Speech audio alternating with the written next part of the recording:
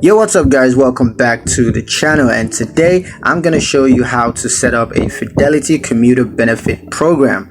Alright, if you've been wondering how to set up a Fidelity Commuter benefit program, then this video is definitely for you. It's going to be a really quick one. We're not going to waste any time. Just going to give you guys a quick step-by-step guide on how to get this done. So let's not waste any time at all and jump straight into the video.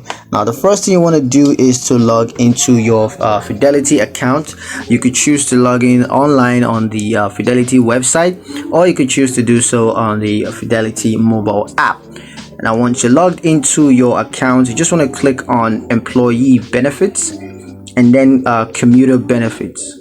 Now you're going to initiate the commuter benefits setup process. You're going to need to provide the required information. Of course, that's the employer details.